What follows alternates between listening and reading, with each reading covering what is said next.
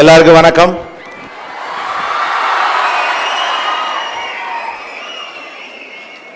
நான் இங்கே வந்த உடனேயும் ஒரு 500-1000 பேர் இருப்பீங்க அப்படிங்கிற மைண்ட் செட்டோட தான் வந்தேன். உள்ளே உட்காந்து பேசிட்டு இருக்கப்போ தான் ஜேபி சார் வந்து சொன்னார், 7000 பேர் வந்திருக்காங்க அப்படின்னு. பக்குன்னுச்சு, 7000 பேரா அப்படின்னு. ஒரு எவ்வளோ பேர் +1? எவ்வளோ பேர் +1 இருக்காங்க? +1 இருக்காங்க. எவ்வளோ பேர் +2?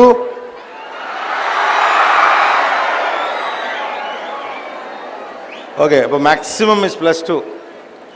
தமிழ்நாட்டில் ரொம்ப கஷ்டமான விஷயம் 10ஆம் கிளாஸும் 12ஆம் கிளாஸும் படிக்கிறது தான். உலகத்திலே கஷ்டமான விஷயம் அதான் சொல்லலாம் இல்லையா? ரொம்ப கஷ்டம் நம்ம ஊரில் 10ஆம் கிளாஸும் 12ஆம் கிளாஸும் படிக்கிறதா. எல்லாரும் கேள்வி கேட்பாங்க. கீரைக்காரம்மா, ஏத்தாப்பில் கடை வச்சிருக்கவர், ஜெயிலுக்கு போயிட்டு வந்தவரெல்லாம் கேட்பாங்க, ஒழுங்கா படிக்கிறியா ஒழுங்கா படிக்கிறியா ஒழுங்கா படிக்கிறியான்னு போகிற வாரமெல்லாம் கேட்பான். 10 நாங்கள்லாம் வேற ஒழுங்கா படிக்கிறான்னு சப்பா விடுங்க டே, பரீட்சை வந்துருச்சு ஆளை விடுங்க அப்படிங்கிற லெவலுக்கு ரொம்ப டயர்டாகக்கூடிய ஒரு விஷயமாக 10th standard and 12th standard உண்மையிலேயே மிகப்பெரிய ப்ரெஷர் இன்னைக்கு மாணவர்களுக்கு இருக்கு, மறுப்பதற்கு இல்லை. ஒரு காலகட்டத்திலாம் பரீட்சைங்கிறது ஏதோ ஒன்று, அவ்வளோதான். வருஷ கடைசியில் அது வரும். வந்தோம்னா பரீட்சை எழுதி முடிச்சோமா, அடுத்த 2 மாதம் அத்தை வீட்டுக்கு போனோமா, மாமா வீட்டுக்கு போனோமா, விட்ட படத்தெல்லாம் விடாமல் பார்த்தோமா, வெயிலில் விளாண்டாமா, அடுத்த வகுப்பு போனோமான்னு போயிட்டே இருந்த காலத்தில் ஏதோ 12ஆம் வகுப்பு வந்துட்டாலே போர் வந்த மாதிரி ஒரு மனநிலையோடு பிள்ளைகளை நகர்த்தி வைக்கக்கூடிய ஒரு நெருக்கடியில் இந்த சமூகம் இருக்கிறது அப்படிங்கிறத மறுக்கிறதுக்கு இல்லை. அதனால தான் இவ்வளோ பெரிய நிகழ்ச்சிகள்லாம் கூட நடத்தப்படுகிறது. பட் இதுக்கு பின்னால் இன்னொரு காரணம் இருக்குது. எதுக்கு வேலையை எடுத்து போய் இப்படிலாம் நிகழ்ச்சியெல்லாம் நடத்தணும், நல்லா படின்னு போகிற மரமெல்லாம் சொல்லணும், வீட்டிலலாம் இவ்வளோ பெரிய முக்கியத்துவம் கொடுத்து பிள்ளை 12ஆம் கிளாஸ் படிக்குதுன்னு கேபிள் டிவியை கட் பண்ணணும், எதுவுமே செய்யாமல் எல்லாம் புள்ள 12ஆ படிக்குது, எல்லாத்துக்குமே முட்டை சமைக்கிறது கூட புள்ள 12th படிக்கிறான் அப்படிங்கிறாங்க. 1/2 லிட்டர் பால் கூட வாங்கினா புள்ள 12th படிக்கிறான் அப்படிங்கிறாங்க. வீட்டில் யாருமே சத்தம் போடக்கூடாது, சொந்தக்காரங்களே வர வேணான்னு சொன்ன வீடெல்லாம் உண்டு. சொந்தக்காரங்களே வராத, எவன் சொந்தக்காரன் விட்டு கல்யாணத்துக்கு போகாதுன்னு சொன்னது உண்டு. காரணம், honestly speaking, this is the golden time for you people. ஒவ்வொரு மனிதனுக்கும் வாழ்க்கையில் எத்தனை மணித்துளிகள் அவனுக்கு வரப்போகிறது அப்படிங்கிறது தெரியாது. நீங்கள் பிறந்ததிலிருந்து இதுவரையான உங்கள் காலகட்டத்தில் நீங்கள் பல்வேறு நிமிடங்களை கடந்து வந்திருக்கலாம், பல்வேறு மணி நேரத்தை கடந்து வந்திருக்கலாம். எதிர்காலத்தில் இன்னும் பல நாட்களையும், இன்னும் பல நேரங்களையும், இன்னும் பல மணித்துளிகளையும் நீங்கள் சந்திக்கிற யதார்த்தம் உங்களுக்கு அமையலாம். But this minute is very important for you people, the golden time of your life. உங்கள் வாழ்வை திருப்பி போட போகிற மிக முக்கியமான நிமிடங்களை கடந்து கொண்டிருக்கிறீர்கள் என்கிற காரணத்தினால்தான் இவ்வளவு நெருக்கடிகள் உங்களுக்கு கொடுக்கப்படுது.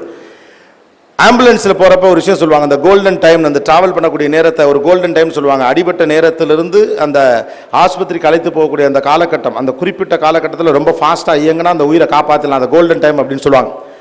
அவனுக்கு தான் உயிருடைய மரியாதை தெரியும் அப்படிம்பாங்க. You are sitting on the golden time. உங்கள் வாழ்வின் எதிர்காலத்தை நீங்களே தீர்மானித்துக் கொள்வதற்காக உங்களுக்கு வழங்கப்பட்டிருக்கக்கூடிய ஒரு பொன்னான காலகட்டத்தில் நீங்கள் உட்கார்ந்துருக்கீங்க. Each seconds counts. ஒவ்வொரு நொடியும் இஸ் கவுண்ட். நாளைக்கு இந்த நிமிடத்தை உங்களால் திரும்ப பெறவே முடியாது. இந்த ஒரு நொடியை நீங்கள் கடந்து போகிற இந்த ஒரு நொடியை நீங்கள் வீணடிக்கிற இந்த ஒரு நொடியை எதிர்காலத்தில் எந்த நாளிலும் உங்களால் திரும்ப பெற முடியாது. Nobody is rich enough to buy their past என்று சொல்வார்கள். தன்னுடைய கடந்த காலத்தை விலைக்கு வாங்கக்கூடிய அளவுக்கு இந்த உலகத்தில் எவ்வளவு பெரிய பணக்காரன் கிடையாது. யாரா இருந்தாலும் சரிதான். உலகத்துடைய மிகப்பெரிய பணக்காரன் என்று நீங்கள் நம்பிக்கொண்டிருக்கக்கூடிய எந்த மனிதனாலும் கூட அந்த ஒரு நிமிடத்தை திரும்ப பெறவே முடியாது. Nobody is rich enough to buy their past. உங்களால் வாங்க முடியாது, என்னாலும் வாங்க முடியாது. தயவு செய்து எதிர்காலத்தில் கடந்த காலத்தை இழந்து விட்டதாக வருத்தப்படுவதற்கு பதிலாக நிகழ்காலத்திலேயே எதிர்காலத்தை தீர்மானிக்கும் செய்யும் அதிகாரம் பெற்றவர்களாக இந்த நேரத்தை நீங்கள் பயன்படுத்திக் கொள்ளுங்கள். Steal the time from this world for your success. இந்த உலகத்திலிருந்து உங்களுக்கான நேரத்தை திருடிக் கொள்ளுங்கள். Take this time because this is your time. Use this opportunity to succeed your career. இந்த உலகத்திலிருந்து உங்களுக்கான நேரத்தை நீங்கள் திருடிக் கொள்ளுங்கள். காரணம், எல்லாரும் உங்கள் நேரத்தை தொடர்ந்து நாங்கள் திருடிட்டே தான் இருப்போம். டிவி ஒரு பக்கம் திருடும், சினிமா ஒரு பக்கம் திருடும், கிரிக்கெட் ஒரு பக்கம் திருடும், ரேடியோ ஒரு பக்கம் திருடும், போற வரவெல்லாம் ஒரு பக்கம் திருடுவான். An average Indian spends at least 5 hours in a day on internet. 5 மணி நேரம் டிவி பார்க்கறது, இன்டர்நெட் பார்க்கறது ஒரு சராசரி இந்தியன் 5 மணி நேரத்தை செலவிடுவதாக ஒரு கணக்கீடு சொல்கிறது. உங்கள் நண்பருக்கு இரவு 9 மணியிலிருந்து காலை 5 மணி வரைக்கும் நீங்கள் பேசினால் ஒரு நிமிடத்திற்கு 10 பைசா அப்படின்னு ஒரு நிறுவனம் விலை வைக்கிறது. உங்களுடைய ஒரு நிமிடத்திற்கு ஒரு நிறுவனம் 10 பைசா விலை வைக்கிறது. அப்படித்தானே? உங்கள் ஒரு நிமிடத்திற்கு 10 பைசா விலை வைக்க அடுத்தவர் யார்? நான் யாரு, நீங்க யார்? ஒரு நிமிடத்திற்கு 1 கோடி ரூபாய் நீங்கள் விலை வையுங்கள். இது உங்கள் நேரம். Don't allow others to take your time. Steal the time from this world. நீங்க தான் எடுத்துக்கணும். வாழ்க்கையில் சில விஷயங்களை பெறணும்னா நீங்க சில விஷயங்களை விட்டு கொடுத்து தான் ஆகணும். This is the time that you need to decide which is my priority. நான் எதை பிரதிநிதித்துவப்படுத்த வேண்டும் என்கிறது குறித்த புரிதல் இந்த வயதில் உங்களுக்கு கட்டாயமாக இருந்தால் போன் பேசுறதா, டிவி பார்க்கறதா, கிரிக்கெட் விளையாடுறதா, ஊரு சுத்துறதா, ஃப்ரெண்டோட பார்க்கறதா, சினிமா பார்க்கறதா எல்லாம் வந்துகிட்டே இருக்கும். அடுத்து இந்த T20 வரப்போகுது ஸ்ரீலங்காவோட, ரைட்? அதுக்கப்புறம் மேட்ச் நடக்க போகுது, நடக்கும். But for your information I would to tell you something. Virat Kohli போட்டோவை ரூம்ல நீங்க ஒட்டி வச்சிருக்கலாம், ஓகே? தோனியோட போட்டோவை நீங்க ரூம்ல ஒட்டி வச்சிருக்கலாம். But I would like to tell you something. Virat கோலிங்கிற பேரை நான் இங்க சொன்ன உடனே 1000 பேர் இங்க கைத்தட்டி அப்படியே கத்துறீங்கல்ல. இப்படி ஒரு சுப்பிரமணி ராமசாமி இருக்காங்கிற விவரமே விராட் கோலிக்கு தெரியாது, ரைட்? பாண்டிச்சேரி பக்கத்துல யாரோ ஒருத்தன் தன்னோட ரூம்ல விராட் கோலி போட்டோ ஒட்டி காலங்காத்தால எந்திரிச்சு அவன் மூஞ்சில பாக்குறான். உங்களுக்கு தான் சொல்றேன், பசங்களோட விராட் கோலி பொண்ணுங்களுக்கு தான் பிடிக்கும், ஓகே? அப்படின்னு விராட் கோலிக்கு தெரியாது. Virat Kohli is concentrating on his net practice. தொடர்ந்து தன்னுடைய திறமையை மேல்படுத்திக் கொள்ள, உச்சத்தில் வைத்துக் கொள்ள, தேசத்திற்காக பயன்படுத்த, உங்களை எல்லாம் பத்தி கவலைப்படாம அவன் பாட்டுக்கு விளையாடிக்கிட்டே இருக்கான். அதனாலதான் அவனை நீங்க கொண்டாடிட்டே இருக்கீங்க. Virat Kohli success is Virat Kohli success. Dhoni success is Dhoni success. உங்களின் வெற்றி மட்டும்தான் உங்கள் வெற்றி. தோனியோட வெற்றி தோனியோட வெற்றி தான். So don't try to be a follower of a Dhoni, be a Dhoni. That's it. நீங்க தோனியாக பாருங்க, அதான் முக்கியம். உங்கள் வெற்றி மட்டும்தான் உங்கள் வெற்றி. உங்களுக்கு இவர் இப்படி ஒருத்தர் இருக்கிறாரு, இவர் எனக்கா கை தட்டாரு, எனக்கா உயிரை கூட இருப்பாரு, பிளேயரால பேர்ல என்ன கையை கிழிச்சுக்குவாரு, என் பேரை பச்சை குத்தி இருக்காருன்னு அவங்களுக்கு எல்லாம் தெரியாது. அவங்க கடமையை ஒழுங்கா பார்க்கறதுனால அவர்களை நீங்கள் கொண்டாடி கொண்டே இருக்கிறீர்கள். நீங்கள் கை தட்டுவதால் அவர்கள் கடமையை ஒழுங்காக பார்க்கறாங்க நினைக்காதீங்க. எவன் ஒருவன் தன்னுடைய கடமையை மிகச்சரியாக செய்கிறானோ அவனை உலகம் கொண்டாடும். அடுத்தவரை கொண்டாடுவதை நிறுத்திவிட்டு உங்களை உலகம் கொண்டாட என்ன செய்ய வேண்டுமோ அந்த வேலையை இன்றிலிருந்து, இந்த நிமிடத்திலிருந்து தொடங்குங்கள். Become a celebrity, not just a follower.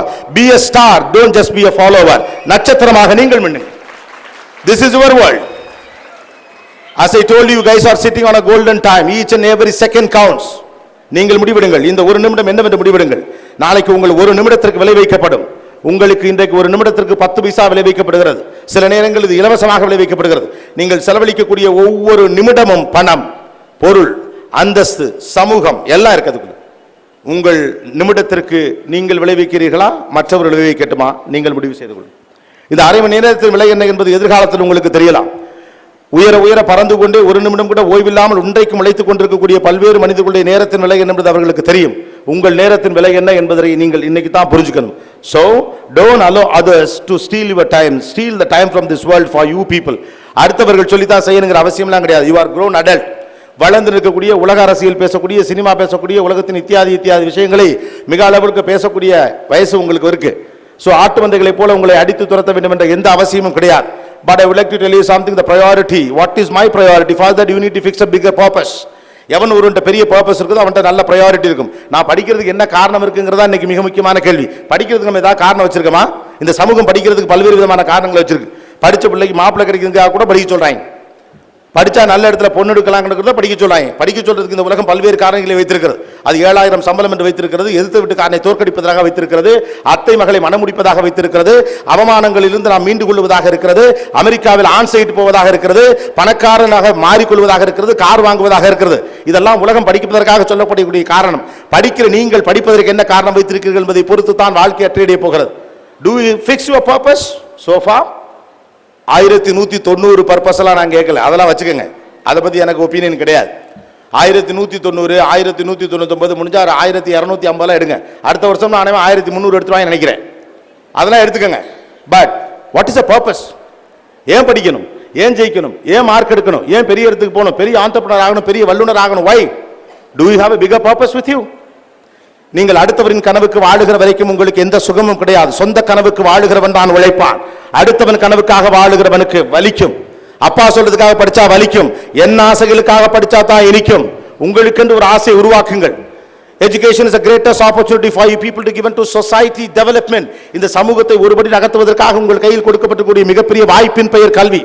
உங்கள் வயது ஒத்த பலரும் பள்ளிக்கூட வாசலை மிடிக்க முடியாமல் இன்றைக்கும் வறுமையின் காரணமாக ஏதோ ஒரு வேலையில் போய் உட்கார்ந்து கொண்டு கல்லூரிகளையும் பள்ளிக்கூடங்களையும் வெளியிலிருந்து வேடிக்கை பார்க்கிற ஏங்கி ஏங்கி தவிக்கக்கூடிய மனிதர்களாக மாறி இருக்கிறார்களே, அந்த பிள்ளைகளுக்கும் சேர்த்து படிப்பதற்கு பேர் தான் படிப்பு. உங்களோட 6ஆம் கிளாஸ்ல படிச்ச பிள்ளை இன்னைக்கு அப்பாவுக்கு உடம்பு சொல்லி வயல் வேலைக்கு போயிருச்சு. உங்க கூட 5ஆம் கிளாஸ்ல படிச்ச உங்கள் நண்பன் சைக்கிள் கடையில் பஞ்சர் ஒட்டிட்டு இருக்கானே, நாளைக்கு ஏழ்மையிலே சிக்க போகிற அவனை காப்பாற்றுவதற்காக நீங்கள் படிக்க போகிற படிப்பு தான் பெரிய படிப்பு. இந்த தேசத்தை ஒருபடி என் கல்வியின் அறிவால் நான் நகர்த்துவேன் என்று சொல்லிவிட்டு படியுங்கள், படிப்பு தானா வரும். 7000 சம்பளத்திற்கு அடமானம் வைக்க இந்திய மூளை ஒன்றும் அவ்வளவு சாதாரணமானதில்லை. உலக நாடுகளுக்கு சோறு போடுவதற்காக படிக்கிறேன் என்று திமிரோடு படி, தானா படிப்பு வரும். We should have a bigger purpose. நான் என்னை ஏன் படிப்பித்துக் கொள்ள வேண்டும் என்பது குறித்து எனக்கு பெரிய படிப்பினை வேண்டும். இந்த தேசத்தின் ஏழ்மையை கொல்லுவதற்கு படிப்பு வேண்டும். இந்த தேசத்தில் நடக்கும் தவறுகளை தட்டி கேட்பதற்கு படிப்பு வேண்டும். அறத்தின் வழியாக நடக்க வேண்டிய அத்தனை காரியங்களும் சாத்தியமாகும் என்ற சந்தோஷமான ஒரு எதிர்காலத்தை உருவாக்குவதற்கு படிப்பு வேண்டும். என் கிராமத்தை மீட்டெடுக்க படிப்பு வேண்டும். கிராமத்தானாலே படித்து ஜெயிக்க முடிகிற நம்பிக்கை அடுத்தவனுக்கு விதைப்பதற்காக படிப்பு வேண்டும். என்னை பார்த்து 4 பேர் படிப்பான் ஜெயிப்பாங்கிற நம்பிக்கையை உருவாக்குவதற்காக படிக்க வேண்டும். You are not just a student, you are an inspiration to somebody. யாரோ ஒருவருக்கு முன்னுதாரணமாக வாழப்போகிற பிள்ளைகளாக, தலைவனாக தலை நிமிர்ந்து நிற்க படிப்பு வேண்டும். அதுக்கு படிங்க. அப்படி படிக்கிறவனுக்கு ஒரு நாளும் தூக்கம் வராது, புத்தகத்தை கண்டு பயம் வராது. Try to be a leader, not just a student. இந்த உலகத்தை ஆள பிறந்த தகுதிகள் அத்தனை உங்களுக்கு இருக்குது. கல்வியின் வழியாக அது சாத்தியம். Believe it. But unfortunately இந்த உலகம் ஒரு தவறை செய்து கொண்டே இருக்கிறது. கல்வி என்பது ஏடிஎம் மிஷனை சென்று அடைவதற்கான பாதை என்று இந்த பிள்ளைகளுக்கு நாம் தொடர்ந்து சொல்லிக் கொடுக்க ஆரம்பித்திருக்கிறோம். படிச்சா சம்பாதிக்கலாம், படிச்சா சம்பாதிக்கலாம், சம்பாதிங்க நல்லது. ஆனா சம்பாதிக்கிறதுக்காக படிக்கணுங்கிற அவசியம்லாம் கிடையாது. என் 3 வேளை உணவுக்காக படிக்கிறேன் என்பவன் பயந்து கொண்டே படிப்பான். இல்லாதவன் அத்தனை பேருக்கும் சோறு போடணும்டாங்கிற இருமாப்போடு படிக்கிறவன் திமிரோடு படிப்பான். திமிரோடு படி. தேசத்தை தூக்கி நிறுத்தணும் நினைச்சிட்டு படிங்க. Now you will understand. இந்த தேசத்தை தூக்கி நிறுத்துறதுக்கு இருக்கவனுக்கு என்ன பொறுப்பு இருக்கணும்ங்கிற உங்களுக்கு தானா தெரியும். அவன் தேவையில்லாம தூங்க மாட்டான், தேவையில்லாம ஊர் சுத்த மாட்டான், தேவையில்லாம கிசுகிசு பேச மாட்டான், பரிச்ச நேரத்தில் பொழுது போக்க மாட்டான். Because you have a bigger responsibility. உங்கள் வீட்டை காப்பாற்றுவது மட்டுமல்ல உங்கள் வேலை, அமெரிக்காவில் பெண் எடுப்பது மட்டுமல்ல உங்கள் வேலை, ஆன் சைட் போவது மட்டுமல்ல உங்கள் வேலை. 3 வேளை உணவுக்காக மட்டுமே நீங்கள் படிக்கவில்லை, யாரோ ஒருவனை காப்பாற்றுறதுக்காக படிக்கிறீங்க. விழுந்து கிடக்கக்கூடிய இளைய சமுதாயத்தை தூக்கி நிறுத்துவதற்காக படிக்கிறீர்கள். கஷ்டப்பட்டுக் கொண்டிருக்கக்கூடிய இளைஞர் கூட்டத்தை காப்பாற்றப் போவதற்காக படிக்கிறீர்கள். இந்திய தேசத்திற்கு அறிவியல் வளர்ச்சி உருவாக்கி கொடுப்பதற்காக படிக்கப் போகிறீர்கள். பல்வேறு கண்டுபிடிப்புகளை உருவாக்க வேண்டும் எண்ணத்தோடு படிக்கக்கூடியவர்கள். இந்த தேசத்தை ஒருபடியேனும் நகர்த்துவதற்கான சாத்தியம் என் கல்வியின் வழியாக எனக்கு வாய்த்திருக்கிறது என்ற நம்பிக்கையோடு படிக்க வருகிறவனுக்கு பெரிய பொறுப்பு தானாக வந்து வரப்போகிறது. அவ்வளவுதான். நம்ம நாட்டு வந்து படி படி படி படின்னு அடுத்தவன் சொல்றது. Still this time from this world have a bigger purpose. When you have a bigger purpose, you know the priority. அவ்வளவுதான். But from now onwards, I just wanted to give you a small formula. A say speaks, an average. ஒருத்தருடைய ஆவரேஜ்ங்கிறது என்ன அப்படிங்கிறது ஒரு கணக்கு இருக்கு. நீங்கள் ஒரு நாளில் சந்திக்கக்கூடிய 5 நபர்களின் சராசரி நீங்கள் அப்படின்னு ஒரு கணக்கு சொல்லுது. நபர்கள்னு நீங்க கணக்கு எடுக்கணுங்கிற அவசியம் இல்லை. 5 சம்பவங்கள்னு கூட வச்சுக்கலாம். You are an average of 5 people whom you meet on a daily basis. இன்னையிலேருந்து ஒரு சின்ன கணக்கா வச்சுக்கணும். ஒரு நாளைக்கு நீங்கள் சந்திக்கக்கூடிய 5 மனிதர்களின் சராசரி நீங்கள் 5 மனிதர்கள் அல்லது 5 சம்பவங்கள். இன்னைக்கு காலையில் எந்திரிச்சதுலேருந்து இன்னைக்கு நைட்டுக்குள்ள என்ன 5 முக்கியமான விஷயம் பார்த்தேங்கிறத தயவு செஞ்சு கணக்கு பண்ணிக்கோங்க. காலையில் எந்திரிச்சேன், கொஞ்ச நேரம் முழிச்சிருந்துட்டு திரும்ப ஏமாத்திட்டு தூங்கிட்டேன். திரும்ப ஸ்கூலுக்கு போகலாம்னு நினச்சேன், வேணான்னு விட்டுட்டேன். அதுக்கப்புறம் அப்படியே ஃப்ரெண்டெல்லாம் வந்தாங்க, வெளியே போனேன். அப்புறம் சாயந்தரம் கடைக்கு போனேன், திரும்ப வந்து தூங்கிட்டேன். இதே 5 நாள் நடந்தா நாம் என்ன ஆகணும்னு அடுத்தவன் சொல்ல வேண்டியதே இல்லை. ஒரு நாளில் நீங்கள் 5 முக்கியமான விஷயங்களை செய்கிறீர்களா என்பதை பாருங்கள். உங்கள் டார்கெட்டை மீட் பண்ணுறீங்களா, திருப்தியா படிச்சீங்களா, நம்முடைய இலக்குகளை அடைவதை நோக்கி உங்களுடைய பயணம் இருந்துதான் தயவு செய்து கவனிங்க. You are an average of 5 people whom you meet on a daily basis. One. The second important thing, இது நமக்கு வராதுன்னு ஒரு நாள் முடிவெடுக்காதீர்கள். இன்னைக்கு வரைக்கும் அந்த முடிவில் இருந்தாலும் தயவு செய்து வெளியே வாருங்கள். நம்ம ஊர்ல பல பேர் ஒரு விஷயத்தை அணுகாமலேயே அது பயந்து பின்னாலே போயிடும். இது எனக்கு நடக்காது. எங்க குடும்பத்தில் எவனுமே படிக்கல, அதனால எனக்கு படிப்பே வராது. அப்பெல்லாம் ஒன்றும் கிடையாது. படிச்சவங்க குடும்பத்துல இருந்து எல்லாரும் படிச்சானா, படிக்காதவங்க குடும்பத்துல இருந்து யாருமே இல்லையா? என்ன சொல்ல போனா படிக்காதவங்க குடும்பத்துல இருந்து படிச்சு வந்தவங்க தான் நிறைய பேர். படிக்காதவர்கள் குடும்பத்திலிருந்து படித்து வந்தவர்கள் தான் நிறைய பேர். எனக்கு இந்த சப்ஜெக்ட் வரவே வராது, அப்படி ஒன்று கிடையவே கிடையாது. எந்த சப்ஜெக்ட் உங்களுக்கு பிடிக்குமோ அந்த சப்ஜெக்ட் வரும், எந்த சப்ஜெக்ட் பிடிக்காதோ அந்த சப்ஜெக்ட் வராது. ஒரு விஷயம் பிடிக்குமா பிடிக்காதான் தெரிஞ்சுக்க முதல்ல அதை அப்ரோச் பண்ணி பார்க்கணும். அதை அப்ரோச்சே பண்ணாம அதன் மீது இருக்கக்கூடிய பயத்தாலே மூடிய கதவு என்றாலும் பயம், திறந்த கதவு என்றாலும் பயம்னு எந்த கதவையுமே தட்டாமல் இருப்பது இயற்கையின் இளமையினுடைய அழகல்ல. ஒரு விஷயம் நடக்காது என்று அடுத்தவர்கள் சொன்னாலும் அதை நடத்தி காட்டுவதுதான் இளமையின் வேகம். நீங்கள்லாம் இளைஞர்கள், அடுத்தவர்களால் உங்களால் முடியாதுன்னு சொல்லப்பட்டாலும் கூட அதை முறியடித்து காட்டக்கூடிய சக்தி உங்களுக்கு இருக்கிறது. டே உன்னாலலாம் பெருசா பண்ண முடியாதுன்னு சொல்றவன் மூஞ்சியில் அடிப்பதற்கேனும் நீங்கள் எல்லாம் படிக்கணும். Yes, I have the guts to face the consequences. அதை நான் சந்திப்பேன். ஜான் ஒரு கதை இருக்கு, கேள்விப்பட்டிருக்கீங்களா? ஜான் ஒருத்தர் உண்டு, ஒரு 6 அடி மனிதர், ஆஜானுபாகுவான தோற்றத்தோடு ரொம்ப உயரமா இருப்பார். அவர் ஒரு பஸ்ல ரெகுலரா போவார். அந்த பஸ்ல நம்மள மாதிரி ஒரு கண்டக்டர், மூடிய கதவண்டாலும் பயம், திறந்த கதவண்டாலும் பயம், ஒருத்தன் அப்ரோச் பண்றதுக்கே நமக்கு பயம். அந்த மாதிரி பயந்த கேரக்டர் ஒருத்தர் கண்டக்டர். அவர் எல்லார்ட்டும் டிக்கெட் கேட்பார். டிக்கெட் பாரு, எல்லாரும் டிக்கெட் வாங்குவாங்க. இது ஜானை பார்த்தாலே இவருக்கு பயமா இருக்கும். 6 அடி உயரத்தோடு இருக்கக்கூடிய ஓங்கி அப்புனானா என்ன பண்றது அப்படிங்கிற பயம் அவருக்கு இருக்கிறதுனால அவர்கிட்ட மட்டும் பம்மிக்கிட்டே கேட்பாப்ல ஒரு டிக்கெட் அப்படிம்பாரு. அவர் ஒவ்வொரு முறை டிக்கெட் கேட்கறப்ப இவர் பாக்கெட்ல அப்படி கையை வச்சு நான் டிக்கெட் எடுக்க வேண்டியதில்லை அப்படிம்பார். இவர் சரின்ட்டு திரும்பிடுவார். தினந்தோறும் இதே கதையாக நடக்குது. தினந்தோறும் கண்டக்டர் டிக்கெட் அவர்கிட்ட போவார். இவர் பாக்கெட்டில் கை வச்சு சிரிச்சுக்கிட்டே நான் டிக்கெட் எடுக்க வேண்டியதில்லை அப்படிம்பார். ஒரு கட்டத்தில் ஜான் மீது பயங்கர கோபம் வந்து விட்டது. என்னடா இவன் நம்மளால கேள்வி கேட்க முடியல, எல்லாரும் ஒழுங்கா பஸ்ல டிக்கெட் எடுக்கிறானுங்க, இந்த ஜான் மட்டும் ஆளு ஆஜானுபாகுவாக இருக்கிற ஒரே காரணத்தினால பயப்படாம டிக்கெட் எடுக்க முடியாதுன்னு சொல்றாங்கன்னு சொல்லிட்டு ஒரு கட்டத்தில் மெண்டல் ஆயிட்டாப்ல கண்டக்டர். எங்கு திரும்பினாலும் ஜான் முகம், பொண்டாட்டியை பார்த்தா கூட ஜான் முகம் தான் வருது. அவனை தோற்கடிக்க முடியவில்லையே அப்படிங்கிற பயம். சாப்பாடு எவனை பார்த்தாலும் ஜான் ஒரு லெவலில் வெறியாகி மேனேஜ்மெண்ட்டை போய் ஒரு 3 மாதம் எனக்கு லீவ் கொடுங்க அப்படின்னு சொல்லி லீவ் வாங்கிட்டு முட்டை புரோட்டான்னு அள்ளி மண்டி தின்னு ஜிம்முக்கெல்லாம் போயிட்டு உடம்பை ஏற்றினா இப்போ ஜான் அடிக்கணுமா இல்லையா? அதனால உடம்புலாம் ஏற்றி ஒரு 3 மாதம் கழிச்சு ஊருக்குள்ள இவன் பைத்தியம் ஆயிட்டான்னு எல்லாரும் சொல்லி பொண்டாடி நான் வீட்டுக்கு போறேங்கிற அளவுக்கு பிரச்சனை ஆகி 3 மாதம் கழிச்சு மறுபடியும் டியூட்டிக்கு போறார். உடம்பெல்லாம் ஏற்றிக்கிட்டு ஜான் மாதிரி பாடி பில்டா உருவாகி பஸ்ஸுக்குள்ள போறார். இன்னைக்கு இவர் எதிர்பார்த்துட்டு இருக்காரு ஜான் எப்போ வருவான். ஏன்னா இப்போ நம்ம அடிக்கலாம்ல. ஏறி பஸ்ஸில் நேராக போயிட்டு எவன்ட்டுமே டிக்கெட் வேணுமான்னு கேட்கல, நேராக ஜான்கிட்ட போறார். போயிட்டு டிக்கெட் அப்படிங்கிறார். ஒன்று ஜான் வழக்கம் போல சிரிச்சுக்கிட்டே பாக்கெட்டில் கை வச்சு நான் டிக்கெட் எடுக்க வேண்டியதில்லை அப்படின்னோடனே வந்துச்சு நம்ம ஆளுக்கு கோவம். அவன் சட்டை இப்படி கொத்தா பிடிச்சாடா கிண்டல் பண்ணியா உன்னை அடிச்சு மிதிக்கிறது தான்டா 3 மாதம் மிண்டல் மாதிரி ஊர் சுற்றி உடம்பெல்லாம் ஏற்றிட்டு வந்திருக்கேங்க. இப்போ ஜான் பயந்துட்டாப்ல. ஐயோ ஏன் கண்டக்டர் சார் இவ்வளோ கோவப்படுறீங்க அப்படின்னு இப்படி பாக்கெட்லேருந்து எடுத்து நான் பஸ் பாஸ் வச்சிருக்கேன் சார் அதனால தான் நான் டிக்கெட் எடுக்க வேண்டியதில்லைன்னு சொன்னேன் அப்படின்னு இருக்கான். நான் பஸ் பாஸ் எடுக்க வேண்டியது ஏன் சார் டிக்கெட் எடுக்க மாட்டீங்கன்னு முதல் நாளே கேட்டிருந்தா என்கிட்ட பஸ் பாஸ் இருக்குன்னு ஜான் என்னைக்கோ சொல்லியிருப்பான். ஆனா நம்ம எரியாமலே உயரமாக இருக்கிறோம் உதைப்பான், உடம்பு பெருசா இருக்கிற அடிச்சு போட்டு வாங்குற பயத்தில் அப்ரோச் பண்ணாத ஜான் மாதிரி தயவு செய்து பிசிக்ஸையோ கெமிஸ்ட்ரியோ பயாலஜியோ மேக்ஸையோ ஏதோ ஒரு சப்ஜெக்ட் கொஞ்சம் தள்ளி வச்சிடாதீங்க. Please go ahead with that. நீங்கள் படிக்கக்கூடிய அளவுக்கான விஷயங்களை தான் பள்ளிக்கூடத்தில் பாடமாக வைத்திருக்கிறார் என்பதை நம்புங்கள். ஒருத்தனுக்கு அது நடக்கும்னா எனக்கும் நடக்கும். நல்லது நடக்கிறத பற்றி நம்ம எப்போதுமே யோசிச்சது கிடையாது. விளங்காத விஷயம் நடக்கிறத பற்றி ஒரு பெரிய லிஸ்ட் நம்மகிட்ட இருக்கும். தோற்று போவதற்கு எல்லா காரணங்களையும் நம்ம வச்சிருக்கோம். ஒரு விஷயம் நடக்காமல் போவதற்கு தேவைப்படக்கூடிய அத்தனை காரணங்களையும் நம்முடைய பிள்ளைகள் பல நேரங்களில் வைத்திருக்கிறார்கள். ஒருவேளை நம்முடைய வீடுகள் பல்வேறு நேரங்களில் நெகட்டிவான விஷயங்களை பேசுறது கூட அதுக்கு காரணமாக இருக்கிறது என்று எனக்கு அடிக்கடி சந்தேகம் வருவது உண்டு. நான் ஒரு விஷயத்தில் வெற்றி பெறாமல் இருப்பதற்கு தேவைப்படக்கூடிய காரணங்கள் கேட்டால் எல்லாத்தையும் படபடன்னு பாயிண்ட் இருக்கும். எங்கள் குடும்பத்தில் எவனுமே படிக்கல, யாருக்கும் இங்கிலீஷ் வராது, அடுத்து துண்டு வரும்னு நினைக்கிறேன். நம்மளாலாம் படிக்க முடியாது, அதெல்லாம் பெரிய பேர் படிப்பாங்க, மார்க் எடுப்பாங்க, நம்ம ஏதோ முடிஞ்ச வரைக்கும் பாஸ் ஆகாமான்னு பார்ப்போம் அப்படின்னு ஒரு விஷயம் நடக்காமல் போவதற்கு நம்மிடம் இருக்கக்கூடிய பலகீனமான விஷயங்கள் எல்லாத்தையும் நமக்கு லிஸ்ட் போட முடியும். ஆனா யோசிச்சு பாருங்க, நம்மிடம் பலமான விஷயம்னு 10 இருக்கு, நாம அதை கவனிக்கிறது இல்லை. Why we are focusing our damaging side always? நம்மகிட்ட இருக்கக்கூடிய இல்லாத விஷயத்தை பத்தி நம்ம அடிக்கடி யோசிச்சுக்கிட்டே இருக்கமே. ஏன் திங்க் பண்ணி பாருங்க.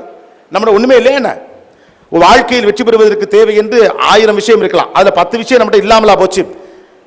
எதெல்லாம் என்கிட்ட இல்லேன்னு ஒரு லிஸ்ட் இருக்கு, எதெல்லாம் இருக்குன்னு என்னைக்காவது லிஸ்ட் இருக்கா? பாயிண்ட் நம்பர் 1, உயிர் இருக்கு. பல பேர் புறக்கையில செத்து போயிட்டான் இல்லையா?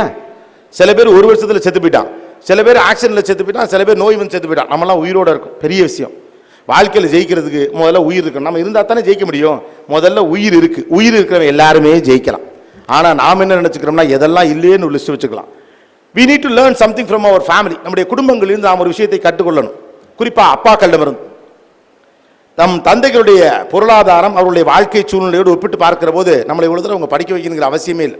இங்க இருக்கக்கூடிய மாணவர்களை எனக்கு தெரிந்த வரைக்கும் கிட்டத்தட்ட பாதி பேராவது மிக சாதாரணமான பொருளாதார பின்னணியிலிருந்து படிக்க வந்த பிள்ளைகளாக இருக்கலாம். ஒரு விவசாயின் மகனாக இருக்கலாம், ஒரு தனியார் அலுவலகத்தில் ஒரு சின்ன பணி செய்யக்கூடிய ஒரு தந்தையின் மகனாக இருக்கலாம், அல்லது ஒரு சின்ன கடை வச்சிருக்கக்கூடிய அப்பாவின் பிள்ளையாக இருக்கலாம், அரசாங்க உத்தியோகத்தில் 15 வருஷமா ஏதோ ஒரு சின்ன வேலை பார்த்துருக்கக்கூடிய ஒரு சாதாரண பணியில் இருக்கக்கூடிய பிள்ளையாக இருக்கலாம். ஆனா யோசிச்சு பாருங்க, அப்பா தனக்கு பொருளாதாரத்தில் பிரச்சனை இருக்கிறது, வாய்க்கு கைக்கு தான் சரியா இருக்குது, வாங்கின கடனை கொடுக்க முடியல, வட்டிக்கு கட்டினவன் வாசல்ல வந்து நிக்கிறாங்கிறதுக்காண்டி பிள்ளை படிக்க வேணா, கூட வேலைக்கு வேணா உங்களை கூப்பிடல. அவருடைய பொருளாதாரத்துக்கு நீங்களாம் 7 வயசுக்கு வயலுக்கு வேலைக்கு போயிருக்கணும். பல பேர் வேணாம், நம்மளால என்ன பண்ண முடியும், இழுத்து இன்னும் கொஞ்ச நேரம் 7 மணி நேரம் வேலை பார்க்கறது 8 மணி நேரமா வேலை பார்க்க முடியுமா, 10 மணி நேரமா வேலை பார்க்க முடியுமா, சொந்தக்காரன்ட்ட கடன் வாங்க முடியுமா, அரசாங்கத்தில் ஏதாவது லோன் கொடுக்குறாங்களா அதை பார்க்க முடியுமா, கூடுதலாக உழைக்க முடியுமா அப்பா யோசிச்சார். அவருக்கு இன்னமும் காலத்தில் 2வது பிள்ளை வருது, நெருக்கடி வந்தப்ப ஒரு பிள்ளையை படிப்பை நிறுத்திடுவோம்னு அவர் யோசிக்கல. இன்னமும் இந்த 2வது பிள்ளையை படிக்க வைக்கிறதுக்கு என்ன பண்ணுவோன்னு பார்த்தாரு. அம்மாவுடைய நகை அடமானம் வச்சாரு, அவர் வச்சிருந்த பணத்தை எல்லாத்தையும் சேமிச்சு வச்சாரு, சின்னதாக சொத்தின் ஒரு பகுதியை வித்தார். என் பிள்ளைகளை இன்ஜினியர் ஆக்கி பார்க்க, டாக்டர் ஆக்கி பார்க்க, அல்லது ஒரு ஆடிட்டர் ஆக்கி பார்க்க, ஒரு நல்ல மனுஷனாக்கி பார்க்க, ஒரு பதவியில் உட்கார்ந்து வச்சு அழகு பார்க்க என்னிடம் என்னவெல்லாம் இருந்தது என்பதை தான் உங்கள் தந்தை கணக்கு போட்டார். என்னவெல்லாம் இல்லை என்று கணக்கு போட்டிருந்தால் நீங்கள் இங்கே இல்லை. நம்ம தந்தைகிட்ட நம்ம கத்துக்க வேண்டிய விஷயம் அதுதான். என் மகனை ஆளாக்கி பார்க்க, என் மகளை ஆளாக்கி பார்க்க என்கிட்ட என்னவெல்லாம் இருக்குன்னு பார்த்தார். என்னோட உழைப்பு இருக்கிறது, கூடுதலாக உழைக்கிறேன், ஏதோ உதவிக்கு வருவதற்கு ஒரு சொந்தக்காரன் இருக்கான், அவன்கிட்ட கொஞ்சம் காசு வாங்கிக்கிறேன், அதை திரும்ப கடனாக கொடுக்குறேன். நான் உழைப்பது ஒரு மட்டுமல்லாமல் என்னுடைய மனைவியும் உழைக்க சொல்லுகிறேன். என்னுடைய 3 வேளை சாப்பாடுல இருந்து 1 வேளை சாப்பாட்டை நான் இறுக்கி பிடிக்கிறேன். 2 சட்டை வாங்குற இடத்துல 1 சட்டை வாங்குறேன், ஆப்பிள் பழம் வாங்குற இடத்துல வாழைப்பழம் வாங்குறேன்னு எப்படி யோசிச்சார்? உங்கள் மீது இருக்கக்கூடிய பிரியம், அதே பிரியம் உங்கள் பெற்றோர்கள் மீது உங்களுக்கு இருக்கும் என்றால் படியுங்கள், அவ்வளவுதான். அதே பிரியம் உங்கள் பெற்றோர்கள் மீது உங்களுக்கு இருக்கும்னா, 2 ஆப்பிள் ஒரு வீட்டில் இருக்கு அல்லது ஒரு ஆப்பிள் இருக்குன்னா, அழுகிய ஆப்பிளையே எடுத்து சாப்பிடுகிற அப்பாக்களின் தியாகத்திற்கு முன்னால் நீங்கள் படிச்சு என்ன படிக்காம என்ன? வீட்டில் என்னையா கவனிச்சிருங்களா உங்க அப்பாக்களை? ஆப்பிள் பழத்தின் அழுகிய பக்கத்தை திங்கிறார்கள் இன்னமும் அப்பாக்கள். நல்ல பக்கம் என் பிள்ளைக்கு வேணும் நினைக்கக்கூடிய அப்பா உலகத்துல நம்ம ஊர்ல மட்டும் இருக்கான். அவன் தியாகத்திற்கு முன்னால் உங்கள் அறிவெல்லாம் சும்மா ஒண்ணு கிடையாது. It is a reciprocation. Don't think it is your duty. இது நீங்கள் உங்கள் சமூகத்திற்கு செலுத்தும் நன்றி கடன். நீங்கள் நண்புக்கு படிப்பு என்பது வேலை தேடும் ஏற்பாடு அல்ல. உங்கள் பெரியவர்களுக்கும் உங்கள் பெற்றவர்களுக்கும் உங்களுக்கு உதவியவர்களுக்கும் அரசுக்கும் தனி மனிதர்களுக்கும் யோசிச்சு பாருங்க. ஒவ்வொரு பிள்ளையும் படிக்கிறதுக்காக ஊர் எல்லையில ஏதோ ஒரு மூக்கம்மா கிளவி 3 ரூபா காசு எடுத்து வைக்குது, எங்கோட்டு பிள்ளைய படிக்கட்டும்டான்னு. அந்த பாட்டிக்கு உங்களுக்கு ஏதாவது சம்பந்தம் இருக்கா? கிடையாது. ரத்த பந்தம் இருக்கா? கிடையாது. என் புள்ள படிக்கட்டும்னு சொன்ன அந்த மூக்குத்தி போட்ட பாட்டிக்கும் நீங்க பேரன் தான். அந்த பாட்டியை காப்பாற்றுறது உங்க பொறுப்பு தான். It is your responsibility to safeguard this society. This is a high time for you to give thanks to the society. இந்த சமூகத்திற்கு நன்றி தெரிவிப்பதற்கான காலகட்டமாக இதை பாருங்கள். எத்தனை அவமானங்களை உங்கள் தந்தை சந்தித்திருப்பார், எத்தனை அவமானங்களை உங்கள் தாய் கடந்திருப்பார். ஏதோ ஒரு அவசரத்திற்காக, பிள்ளையுடைய ஃபீஸுக்காக, படிப்புக்காக, புக்குக்காக, ஷூக்காக, ட்ரெஸ்ஸுக்காக, டூருக்காக, அறிவியல் எக்ஸிபிஷனுக்காக அரை பவுன் வச்சிருந்த தங்கத்தை கூட அடமான வச்சுட்டு இரவல் நகையை வாங்கி போட்டுக்கிட்டு கல்யாணத்துக்கு எப்படி போறதுன்னு கல்யாணத்துக்கு போகாம வீட்டுக்குள்ளே இருந்துகிட்டு உடம்பு சரியில்லைன்னு பொய் சொல்லி அழுது பிள்ளை ஜெயிச்சிரும் நம்பிக்கையோடு காத்திருக்கிற தாய்க்கு பதில் சொல்ல முடியலன்னா நீங்க படிச்ச என்ன படிக்காம? இந்த தாயின் தியாகத்துக்கு பதில் சொல்ல முடியலன்னா படிச்சா என்ன படிக்காம? புரிஞ்சுக்கிறவன் படி, பிடிக்காதான் போ, அவ்வளவுதான். உலகம் முழுக்க பிள்ளைங்க படிக்குது. You go and check it. நீங்க ஆசைப்படக்கூடிய dollar driven countries, the so called dollar driven countries like America or Australia, நீங்கள் எல்லாம் ஆசைப்படும் உலகின் மிகப்பெரிய நாடுகள். ஆனா அங்கெல்லாம் ஒரு பிள்ளையை படிக்க வைக்க இவளெல்லாம் யாரும் கஷ்டம்லாம் படுறதில்லை. காலையில ஒரு இடத்துல வேலைக்கு போயிட்டு ஜேபி சார் மாதிரி ஆட்களை கேளுங்க, வேர்ல்டு ஸ்டூடெண்ட்ஸை கொஞ்சம் டிராவல் பண்றவங்க. காலையில ஒரு வேலைக்கு போவான், இல்லாட்டி முதல் நாள் இரவு வேலைக்கு போவான், பார்ல வேலைக்கு போவான், கடைக்கு வேலைக்கு போவான், பெஞ்சு தொடப்பான், வால்மார்ட்ல வேலை பார்ப்பான், காஸ்கோல வேலை பார்ப்பான், சின்ன சின்ன வேலைகள்லாம் பார்த்து மறுநாள் மெக்டொனால்ட்ஸ்ல ஸ்டூடெண்ட் மீல் ஒன்று விற்பானுவோம், ஸ்டூடெண்ட் மீல் அப்படின்னு. அந்த ஸ்டூடெண்ட் மீலை குறைச்சி காசு கொடுத்து வாங்கிட்டு அவன் ஸ்கூலுக்கு போனான். அவன் ஃபீஸை அவன் தான் கட்டிக்கணும். ஒரு குறிப்பிட்ட வயதுக்கு பிறகு தான் வாழ்ந்து கொண்டிருக்கக்கூடிய சொந்த வீட்டுக்கே வாடகை கொடுக்கணும்னு அப்பா சொல்லிடுவார். பிள்ளைக்காக சொத்து சேர்த்து வைக்கக்கூடிய அப்பனாத்தாள்கள் ரொம்ப கம்மியா இருக்கக்கூடியது உலகம் முழுக்க. இங்க மட்டும்தான் அப்பனாத்தால காப்பாற்றணும்னு நினைக்கிற பிள்ளையும் இருக்கிறான், சாகுற வரைக்கும் பிள்ளைக்காகவே வாழ்ந்துட்டு சொத்து வச்சுட்டு போற அப்பனாத்தால் இருக்கான். இந்த உலகம் வேற, இது நாம வேற. அங்க ஒவ்வொருத்தம் படிக்கிறது அவனை காப்பாத்திக்க, நீங்க படிக்கிறது உங்களை காப்பாத்திக்க இல்ல, ஊரை காப்பாத்த, குடும்பத்தை காப்பாத்த. நமக்கு அந்த பெரிய பொறுப்பு இருக்கிறது. யோசிச்சு பாருங்க, குண்டுமணி தங்கம் போட்டுக்கொள்ள வேண்டும் என்பது நம்முடைய மரபு. ஆனா அந்த குண்டுமணி தங்கத்தை கூட அடமான வைக்கணுங்கிற எண்ணம் எங்கிருந்து வந்தது? உங்கள் வீட்டு அலமாரியில் போய் செக் பண்ணி பாருங்க. தந்தையின் அலமாரி எது, பிள்ளையின் அலமாரி எது என்று தானாக தெரியும். வீட்டு வாசலில் கிடக்கிற செருப்பில் சொல்ல முடியும் எது தந்தையினுடையது எது மகனுடையது என்று. அருந்து கிடக்கிற செருப்பில் ஊக்கு குத்திக்கிட்டு பிள்ளைக்கு ஷூ வாங்கி கொடுக்கிற மனசுக்கு முன்னால என்ன சார் நாமெல்லாம் ஒண்ணுமே கிடையாது. அருந்து போன செருப்பை தச்சு தச்சு போடுறான் அப்பங்காரு. மாசம் கை நிறைய சொலையா சம்பளம் வாங்குறப்பையும் கூட ஆசையாக 100 ரூபாய்க்கு சாப்பிட மனசு வராத அப்பாக்களின் மனசு அற்புதமான மனசு. அவங்கள தான் திட்டுறோம், படிக்க சொல்றாங்க. அவங்கள தான் திட்டுறோம், நம்ம படிக்க சொல்றாங்க படிக்க சொல்றாங்க படிக்க சொல்றாங்க அப்படின்னு. அந்த தியாகத்திற்கு பதில் சொல்வதற்கேனும் நீங்கள் எல்லாம் படிக்க வேண்டும். அந்த தியாகத்திற்கு பதில் சொல்ல வேண்டிய பொறுப்பு நமக்கு இருக்கிறது. உங்கள் கண்ணறிந்த உங்கள் தாய் தந்தை உங்கள் கண்ணுக்கு தெரியாமல் உதவி செய்து கொண்டிருக்கக்கூடிய எண்ணற்ற பேர், அவர்கள் எல்லோருக்கும் பணி செய்வதற்காகவே படிக்க வேண்டிய மிகப்பெரிய பொறுப்பு இருக்கிறது. நான் சொல்வது போல உலக நாடுகளில் பிள்ளைகள் படிக்கிறதுக்குலாம் யார் இப்படி செலவு பண்ணுறதுலாம் கிடையாது. ஏதோ ஒரு பள்ளிக்கூடத்தில் கொண்டு போய் பத்திரமா சேர்த்து நல்லபடியாக சின்ன பிள்ளையிலேருந்தே ஒரு நல்ல பள்ளிக்கூடத்தில் சேர்த்து டியூஷன் வச்சு தினந்தோறும் கொண்டு போய் விட்டு திரும்ப கூட்டியாந்து பிள்ளைகளுக்கு யூனிஃபார்ம் வாங்கி வேறு பள்ளிக்கூடத்தில் சேர்த்து பிள்ளைகளோட சேர்ந்து கூட படித்து டியூஷன் எடுத்து ஹோம்ஒர்க் செஞ்சு கொடுத்து வாத்தியார் திட்டினா வந்து பேரண்ட்ஸ் மீட்டிங்கில் உட்காந்து வாசல் வரைக்கும் கொண்டாந்து விட்டு டாட்டா காட்டி முத்தம் கொடுத்து திரும்ப ஸ்கூல்லேருந்து கூட்டிகிட்டு போய் வீட்டுக்கு போய் லீவில் எல்லாம் அவங்கள வெளியில் கூட்டிகிட்டு போய் அதுக்கப்புறம் நீங்கள் படிக்கிறப்ப கூட சேர்த்து இவங்களும் படித்து ராத்திரி எல்லாம் இவங்களும் தூங்காமல் பால் காப்பி எல்லாம் போட்டு கொடுத்து பக்கத்திலே உட்காந்து ஏமேங்க அப்படி படிச்சு வந்துருவான்னு கனவு எல்லாத்தையும் மனசுல சுமந்துக்கிட்டு உங்களோட பரிச்சையை பரிச்சா இவங்களும் சேர்ந்து அரைமண்டலம் ஆகி திரிஞ்சு படிச்சு நீங்க 12ஆம் கிளாஸ்ல பாஸ் ஆன பிறகு ஏதோ ஒரு நல்ல காலேஜில் சீட்டு கிடைச்சிச்சுன்னா அங்கே வாங்கி கொடுத்து அதுக்கப்புறம் உங்களை அங்கே படிக்க வச்சு அதுக்கப்புறம் இவன் கையில காலையாவது விழுந்து ஒரு இடத்துல வேலை வாங்கி கொடுத்து அதுக்கப்புறம் உங்களுக்கு ஒரு பொண்ணு பார்த்து பையனை பார்த்து கல்யாணம் பண்ணி விட்டுருவாங்களா என்ன? அதுக்கப்புறம் நீங்க பெற்று போறத மறுபடியும் ஃபர்ஸ்ட்லேருந்து ஆரம்பிப்பாங்க. ரொம்ப கஷ்டம்.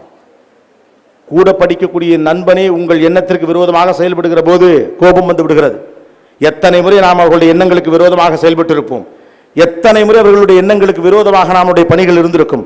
ஆனால் அத்தனையும் பொறுத்து கொண்டு என் மேல வந்துருவான் என் புள்ள, நாம் பட்ட கஷ்டத்தை என் புள்ள படக்கூடாதுன்னு நெஞ்சுக்குட்டில் ஆசையை சுமக்கிற தாய்க்கும் தந்தைக்கும் பதில் சொல்லுவதற்கேனும் நீங்கள் படியுங்க. அவ்வளவு. இந்தியா போன்ற ஒரு தேசத்தில் கல்வியை வெறும் தனி கல்வியாக பார்க்க முடியாது. இமோஷனலா தான் நீங்க கனெக்ட் பண்ணி ஆக வேண்டியிருக்கு. உங்களுக்கு சமூக பொறுப்பு இருக்கிறது, தேசம் பற்றிய பார்வை இருக்கிறது, மாநில பொறுப்பு இருக்கிறது, எல்லா பொறுப்பும் உங்களுக்கு தான் இருக்கு. இந்திய தேசம் தலை நிமிர்ந்து நிற்பது உங்கள் கையில் இருக்கிறது. தொடர்ந்து முன்னணியில் இருக்கக்கூடிய நம்முடைய மாநிலம் முன்னணியிலேயே கல்வி அறிவில் இருக்க வேண்டிய அவசியமும் பொறுப்பும் உங்களுக்கு இருக்கிறது. உங்களுக்கு அடுத்து வரப்போகிற எல்லா தலைமுறைகளுக்கும் முன்னுதாரணமாக இருக்க வேண்டிய பொறுப்பு உங்களுக்கு இருக்கிறது. You is not just you. நீ என்பது நீ அல்ல, ஒரு சமூகம். நான் என்பது நான் அல்ல, ஒரு சமூகம். ஒரு 7000 பேர் இங்க உட்கார்ந்துருக்கேன், ஏதோ பேசி கைத்தட்டலாம் என்னால வாங்கிட்டு போயிட முடியும். தொண்டை தண்ணி வத்துறதுக்கு எதுக்கு உச்சுரு போக இதுதான்டா முக்கியம்னு கத்துறானா இந்த 7000 பேர்ட்ட 4 பேர்ட்ட நான் சொல்றது போய் சேர்ந்துடாதான்னு ஆசை. இந்த பிள்ளைகிட்ட சொல்லலாம், எந்த பிள்ளைகிட்ட போய் சொல்றது? எனக்கு உங்கள் மீது இருக்கும் பிரியம் உங்களுக்கும் உங்கள் அடுத்த தலைமுறை மீது இருக்கும் என்றால் இந்த தேசம் ஜெயிக்கும். அந்த பொறுப்பு நமக்கு இருக்கிறது. பி எ லீடர். அதற்காக படி. தலைவனாக தலைநிமிர். உலகின் பல்வேறு நாடுகளுக்கு பதில் சொல்ல வேண்டிய பொறுப்பு நமக்கு இருக்கு. முட்டா பசங்க இந்த பசங்க சொல்லிட்டு இருக்க மூஞ்சிலாம் அடிக்கிறதுக்கான நேரம் வந்திருக்கிறது. எந்த இடத்திலும் நாங்கள் குறைந்தவர்கள் இல்ல, உலகத்தின் ஆகப்பெரிய அறிவு சக்தி நாங்கள் தான் என்று உலக நாடுகளுக்கெல்லாம் சொல்ல வேண்டிய மிகப்பெரிய பொறுப்பு இங்க இருக்க ஒவ்வொருத்தன் கையிலையும் இருக்கு. மறந்து போச்சுன்னு யோசிக்காது. இது war. Yes, it's a war. தேசம் சம்பந்தப்பட்ட எண்ணம் இது. Have a bigger purpose. Fix your priorities. Understand your responsibilities. It is a high time for you to give you to the people. இந்த சமூகத்திற்கும் உலகிற்கும் திரும்ப கொடுங்கள். அடிக்கடி ஒரு விஷயத்தை நினைத்துக் கொள்ளுங்கள். இங்க எவ்வளவு பேர் உங்க குடும்பத்தோட ஹோட்டலுக்கு போவீங்க? அடிக்கடி எப்பயாவது வாரத்துக்கு ஒரு தடவை சும்மா பக்கத்தில் அப்படின்னு போயிருக்கீங்களா? கவனித்து பாருங்க. என்னைக்காவது அல்லது சும்மா டீ கடைக்கு அப்பாவோட போறப்ப கூட பாருங்க. 2-3 பேரா சேர்ந்து வெளியூருக்கு ஏதோ கோயில் திருவிழாக்கு போயிட்டு வரப்ப அவசரமாக ஒரு ஹோட்டல்ல சாப்பிட்றதுக்கு நீங்க போனா கூட ஆர்டர் பண்ணி அப்பா பேசாம தான் உட்காந்துருப்பார். பார்த்துருக்கீங்களா? ஏன்னா அவர்கிட்ட ஒரு பட்ஜெட் இருக்கும். 150 ரூபா 200 ரூபா ஒரு பட்ஜெட் வச்சிருப்பாரு. அவ்வளவுதான் இருக்கும் அவர்கிட்ட. பிள்ளைங்க அது பாட்டுக்கு சோலாபூரி ஒன்று சொல்லிடும், 2 இட்லி சொல்லிடும், ஒரு தோசையை சொல்லிடும். நீங்களாம் சொல்லி முடிச்ச உடனே சைலண்டா அவங்க அப்பா எனக்கு காஃபி மட்டும் போதும் பாரு. அவ்வளவுதான் காசு இருக்கு. அப்ப கூட ஆசையா ஒண்ணு திங்காங்க, பிள்ளைய தின்னுட்டு போட்டுன்னு மிச்ச காசுக்கு என்ன கிடைக்குதோ அதை மட்டும் நான் சாப்பிட்டா போதும் நினைக்கக்கூடிய மனசு என்ன மனசு? அவருக்கு நீங்க என்ன செய்ய முடியும் நினைக்கிறீங்க? அவருக்கு நீங்க என்ன செய்ய முடியும் நினைக்கிறீங்க? ஒன்னே ஒண்ணுதான் செய்ய முடியும். யோசிக்காம ஒரு காஃபி குடிக்கிற அளவுக்காக நம்ம உயரணுமா இல்லையா? பெருசா யோசி. திங்க் பண்ணி பாரு. படிச்சு ஆளாகி சம்பாதிக்கணும், பெரிய ஆளாகணும், அப்பா அம்மாவை ஜாலியா வெளியில கூட்டிட்டு போ. அப்படி பாண்டிச்சேரியில பக்கத்துல ஏதாவது இடம் வாங்கி போட்டு ஒரு ஃபிளைட்டை நிறுத்துறதுக்கு ஏற்பாடு பண்ணுங்க. What's wrong with that? நம்ம சின்னமா தான் யோசிப்போம். சின்னதா பெரிதாக கனவு காணுங்க. Nothing wrong. அடுத்தவன் வயிற்றுக்குள் போகிற உணவைத்தான் திருடி திங்கக்கூடாது. உண்மையாக உழைத்து நீங்கள் எவ்வளவு உயரத்திற்கு வேண்டுமானாலும் போகலாம். இங்க இருக்கக்கூடிய பல மாணவர்கள் பெரும்பாலும் சுமாரான பொருளாதார பின்புலத்திலிருந்து தான் வந்திருப்பீங்க. நீங்க கட்டாயமா ஜெயிக்கணும். That is a reason for that. நீங்கள் வறுமை பார்த்து வளர்ந்தவர்கள், சிரமம் பார்த்து வளர்ந்தவர்கள், கஷ்டம்னா என்னன்னு கொஞ்சம் பார்த்து வளர்ந்தவங்க, அப்பா அம்மாக்களின் துயரத்தை பார்த்து வளர்ந்தவர்கள். உங்களை போன்ற பிள்ளைகள் ஜெயிக்கிற போதுதான் இல்லாதவனை பற்றி நீங்கள் கவலைப்படுவீர்கள். பணக்காரன் ஜெயிச்சுட்டா அது ஒன்றும் பெரிய விஷயம் கிடையாது. ஆனா இல்லாத வீட்டு பிள்ளை ஜெயிக்கிற போது இல்லாதவனை பற்றின கரிசனம் இருக்கும். நீங்க ஒரு ஆள் ஜெயிச்சா 1000 பேர் ஜெயிச்சதுக்கு சமானம். நீ ஒருத்தன் தோத்தா 1000 பேர் தோத்ததுக்கு சமானம். As I told you, fix your purpose. இந்த உலகம் என்ன காரணம் வேண்டுமானாலும் சொல்லட்டும், நீங்கள் எதற்காக படிக்கிறீர்கள் என்பதை தயவு செய்து முடிவு செய்து கொள்ளுங்கள். இந்த படிப்பிற்கு பிறகு அடுத்த ஒரு ஏரியா இருக்கு, என்ன கோர்ஸ் சூஸ் பண்றது. I think sir will speak with you. ஆனா நான் 4 விஷயம் சொல்லிடுறேன். நம்ம ஊர்ல இப்ப எஜுகேஷனை ஸ்டேட்டஸ் சிம்பிளா பார்க்க ஆரம்பிச்சோம். எவனுமே படிக்காத படிப்பா நம்ம படிப்போம் சும்மா. அப்புறம் நம்ம நண்பர்கள்லாம் 1ஆம் கிளாஸ்ல இருந்து 8ஆம் கிளாஸ் வரைக்கும் ஒன்னாவே படிச்சிட்டோம். அதனால ஒட்டுக்கா நம்ம எல்லாரும் ஒரே கோர்ஸ் எடுப்போம். தயவு செஞ்சு அப்படிலாம் எடுக்காது.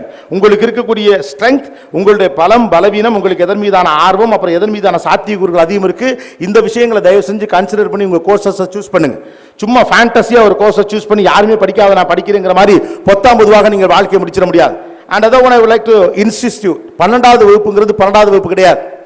14 வருடம் நீங்கள் உழைத்த உழைப்பினுடைய ரிசல்ட்டை தான் 12ஆம் கிளாஸ்ல பார்க்க போறீங்க. It is not just 1 year. எல்லாம் பாதி பேர் எல்கேஜி யூகேஜி படிச்ச ஜெனரேஷனா தான் இருப்பீங்க. ப்ரீ ஸ்கூல் படிச்ச சூழ்நிலை எல்லாம் வேற இருக்கலாம் இங்க. அப்ப கிட்டத்தட்ட 13, 14, 15 வருஷம், ஏறக்குறைய 15 ஆண்டுகள் உங்கள் உழைப்பு, உங்கள் குடும்பத்தின் உழைப்பு, இந்த சமூகத்தின் உழைப்பு என அத்தனையும் சேர்ந்ததுடைய தொகுப்பு தான் 12ஆம் வகுப்பில் நீங்கள் என்ன செய்ய போகிறீர்கள் என்பது. இந்த தேசத்தை கல்விதான் காப்பாற்றும் என்பதை இந்த சமூகம் நன்கு உணர்ந்திருக்கிறது. அதனாலதான் பிள்ளைகளை படிக்க வைக்கணுங்கிறதுக்காக இங்க இருக்கக்கூடிய அரசியல் தலைவர்களை தொடங்கி அத்தனை பேரும் கல்வி சார்ந்த திட்டங்களை தீட்டினார்கள். தமிழ்நாட்டிலே ஒரு நல்ல தலைவர் என்றால் அவர் கல்வியை தூக்கி நிறுத்துகிறவர் என்ற எண்ணம் வரணும். அதனால தமிழ்நாடு மேலே இருக்கு. அரசாங்கம் கல்விக்காக இவ்வளவு செலவு செய்ய வேண்டும். No matter what who is the leader. எந்த லீடராக இருந்தாலும் அரசு எந்த அரசு வந்தாலுமே கல்விக்காக ஒரு பெரும் தொகை செலவு செய்ய தயாராக இருப்பதுடைய பின்னணி என்ன அப்படின்னா, இந்த பாண்டிச்சேரியா இருந்தாலும் சரி, தமிழ்நாடா இருந்தாலும் எந்த ஊரா இருந்தாலும் சரி, இந்தியா முழுக்க வளரும் நாடுகள் அல்லது வளரும் ஸ்டேட் எல்லாமே ஒண்ணே ஒன்று தான் செய்யுது. ஏன் அப்படின்னா, பிள்ளைங்க படிச்சா சமூகம் வளர்ந்துடும் நம்புது. நீங்க படிச்சா பாண்டிச்சேரி வளர்ந்துடும், நீங்க படிச்சா தமிழ்நாடு வளர்ந்துடும், நீங்க படிச்சா தமிழ் மக்கள் வளருவாங்க நம்புறாங்க. ஆக சமூகம் நம்புகிறது படிப்பால் ஜெயிக்க முடியும்னு, அரசு நம்புகிறது படிப்பால் ஜெயிக்க முடியும்னு. உங்க அப்பா அம்மா நினைக்கிறாங்க படிப்பால் ஜெயிக்க முடியும், நீங்களும் நம்புங்க படிப்பால் ஜெயிக்க முடியும், அவ்வளவுதான். நீங்களும் நம்புங்க, அவ்வளவுதானே.